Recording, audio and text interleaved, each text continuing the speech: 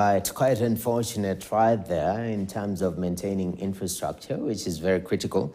You might ask yourself, I mean, we are discussing World Food Safety Day, and sometimes you can't make a correlation between bad roads and food safety.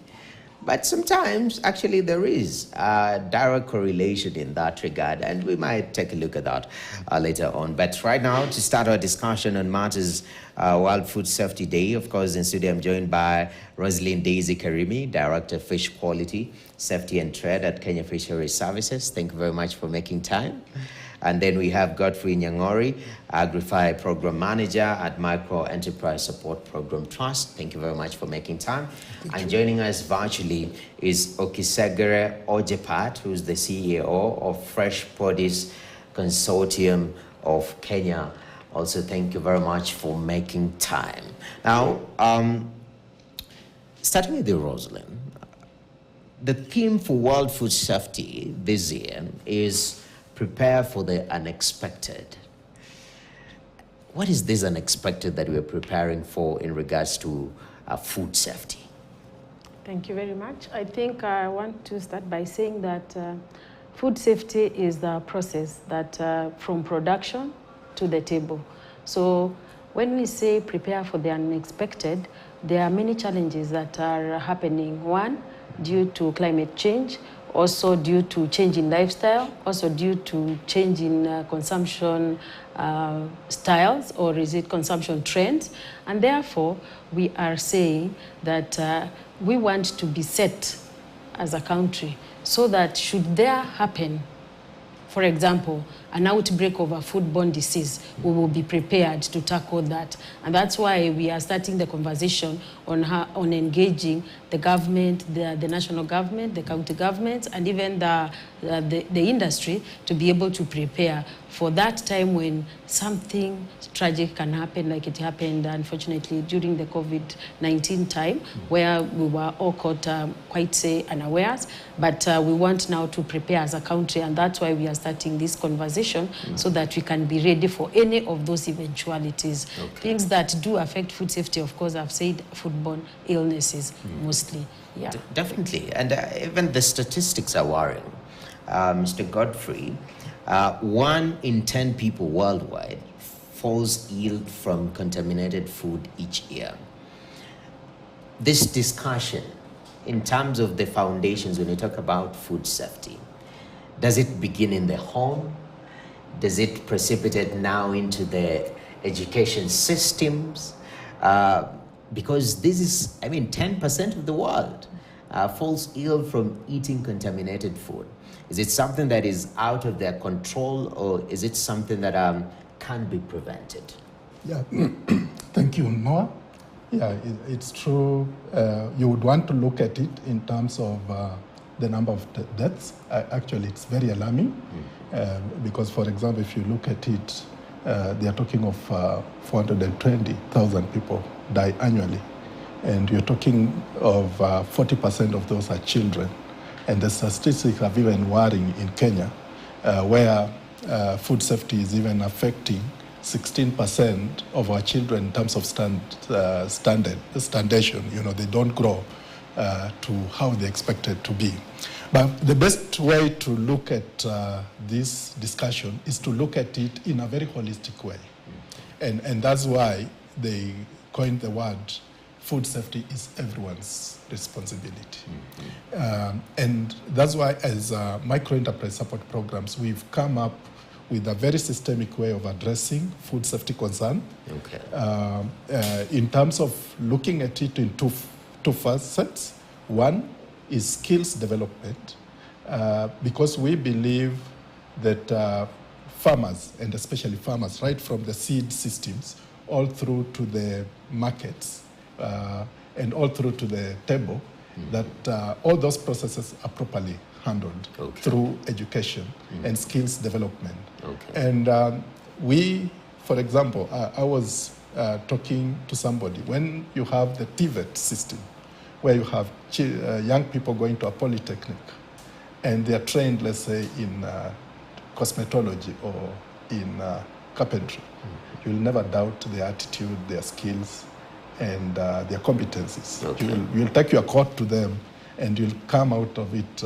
But in agriculture is where they say the rubber misses the road, because you'll find a farmer having two sets of farm, one for family consumption. That's an attitude, it's a behavior thing. So what we've done as MESP is to come up with a curricula and to come up with a model called the authoritative model, where anybody who wants to get into commercial farming has to be trained, has to be professional in terms of skills and attitude. And number two, we've come up with another model to ensure that we have proper legal and institutional frameworks, both at the national and the county level. And we've done that. Maybe I'll explain that in detail. But more importantly, we look at it in terms of having the public sector, the private sector, and the consumer. That you have the public sector doing the right thing in terms of enforcement. You have the private sector taking responsibilities, and you have the consumer demanding, understanding the standards that are required and demanding them. Yeah, Definitely. You. And as you say, holistic approach is very critical. Mr. Ojapat, Fresh Produce Consortium of Kenya, I mean, by the term fresh produce itself, it denotes rather the sensitive nature of the business that you are in.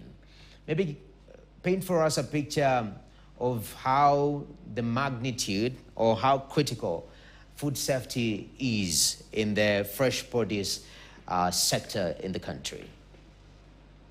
Thank you, Kimboi, and thank you, everyone. I just want to say food safety is critical. And I start by saying we are what we eat. And for that reason, the safety of what you eat determines your health and your well-being on the face of the earth.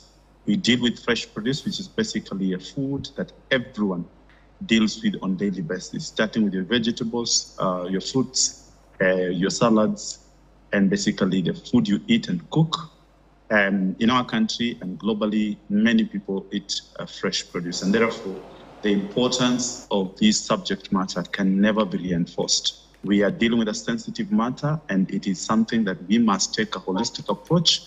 And for us, you are what we eat, and we are looking at a situation where you can be accountable with the food you eat, and you can trace it backwards or forward for purposes of ensuring human health, animal health, and plant health, just to ensure that everything that we deal with is safe for consumption by ourselves and by animals, so that we all can ensure that we have a healthy society, a healthy community. Even if we have plenty food and that food is not healthy, it means that we have illnesses, we will have deaths, and that means becomes unsustainable, and we cannot sustain a community that is not safe. And for that reason, food safety is a critical element in Fresh Produce Consortium of Kenya, dealing with value chain actors from the entire value chain, right from the farm through to the market. We are here to just ensure that we reinforce the importance of food safety to all of us. All right. Rosalind, you are in the fish value chain. Now, I love fish, but fish is quite sensitive, yeah? We are talking about value chains and interventions in each and every specific bit of the value chain and how critical it is for food safety. In the fish value chain, talk to me about production, first of all. At the production level, are there things that maybe historically we've ignored that has contributed to food and safety in the country?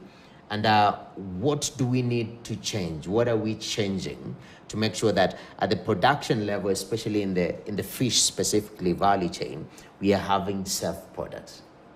Thank you. I want to start by saying that fish value chain starts with production, and we have two systems of production in Kenya. We have the aquaculture production, that is the farmed fish, and we have the capture fisheries, that is from the wild. Both of these productions starts from when the fish is caught. that is harvested. And we must say that food safety starts from the harvesting. And as much as we are saying harvesting, let us not ignore the water the fish was raised in. That is also very important for food safety. So for us as Kenya Fisheries Service, we ensure, or we are tasked to conserve the environment and manage the fishery ecosystem. And by that managing, we start by managing the water that the fish is living in. So in Kenya Fisheries Service, the Directorate of Fish Quality, we do what is called sampling of water, fish, and water sediments. It is done in a process which is called a control plan. So we have a control plan that involves monitoring of the contaminants from the production, which is the water. That's why I started by saying we cannot talk of just harvesting before we talk of the water. So it starts with where the fish was raised. That environment must be clean and safe and free of contamination. And what we do is we do surveillance and monitoring. That means we have a plan and we know the areas where we have much risk, so we do a risk-based plan where we look at what would be the risk in this area.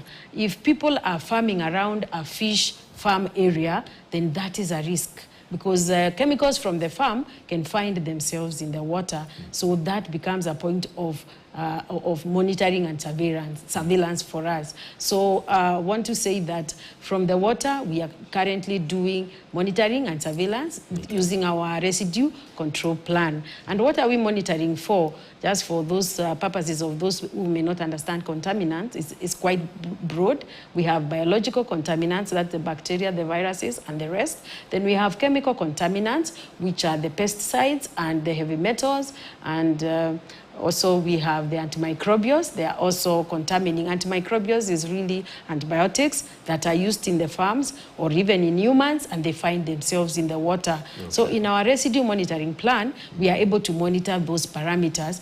And from monitoring, so far I would say we are doing very well.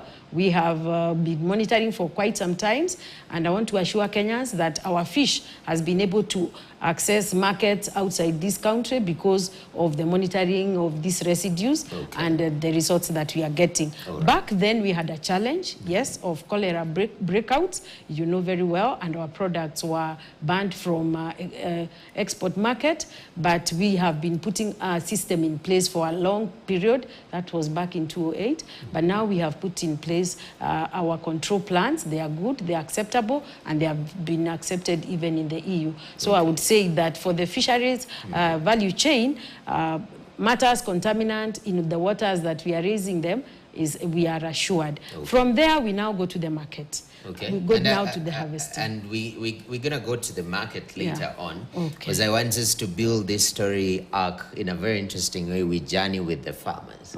Okay? Yes. Now we are at the production level, and I'm glad you're doing the testings to make sure that where the environment where this fish is being raised is right and it's healthy. For normal agricultural guys, you know, we are told almost 80–90% of the food that we eat in this country is produced by, you know, MSME farmers, essentially, small farmers, smallholder farmers. Now, factoring that at play, Mr. Godfrey, are there risks in terms of putting our food safety in jeopardy at the production level, especially for smallholder farmers in Kenya? And what are these risks? Thank you. Thank you. I will look at it partly as a development practitioner because I've been in this for quite some time now. And I would want also to look at it from the perspective of this year's theme. And you know, this year's theme says, food safety, prepare for the unexpected. It shows that there are so many unknown risks. We have those that we know, and those ones we are addressing through the value chain. And that's why I said we are coming up with a systemic approach where we are putting in place mechanism, institutional frameworks to have frameworks where farmers can go and have professional training For example, like our program has built the capacity of county government to be able to set up agricultural training institutions with a standardized curricula that's approved by the government, that any farmer that goes into training, and the focus is now on competence-based education, that farmers will come out of, if it's a 2-day, 3-day training, they will come up with competencies. We've also built the capacity of those institutions in terms of making sure, because we are getting to an era of digital era, we are building the capacity of those institutions to provide advisory services where farmers, and especially the youth, can just be able to access the training material on their gadgets. Okay. And we've done that with the results to show. Okay. County government, like county government of Nakuru, who have a call center where farmers from all walks of life, even if they find any problem, they call into the call center, and they are linked in with so many experts they can be able to be addressed. All right. And then two, briefly before we take a break. Yeah, two, I would look at it from the perspective of prepare for the unexpected. We have had floods in this country. Yes. That is just some of the risks that we have that are known. We had COVID. Nobody knew COVID would come. And to be able to live the theme of today, MEST Agri-Fee program, we have put in place mechanism of addressing some of the unexpected. The other day, some of the markets were flooded. Yes. Those were sources of contamination of food and possible sources of having foodborne illnesses. So those are just some of the things that as a development organization, we are working with the national government, the county government, and the private sector to ensure that we come up with a risk-based approach. All right, definitely. That's very important. So to simply put it, empowering farmers to be able to be equipped to do their farming, even at the production level, and the challenges that they face within that level, address it. Utilizing technology, you can call in, especially seek advice. Why are my leaves turning yellow? What is happening? And somebody can be able to advise you on a phone call. That is quite interesting, and I like that. Utilization of technology as an intervention to some of these challenges. But remember, we're discussing matters World Food Safety Day 2024. It is being held on the Friday of this week, and the theme is prepare for the unexpected. Food safety. I mean, what you're eating, is it safe? That is our discussion. We want to take a short break. When we come back, we still dig deeper into this issue and how you personally can take responsible to make sure that the food you're eating is safe. Stay tuned.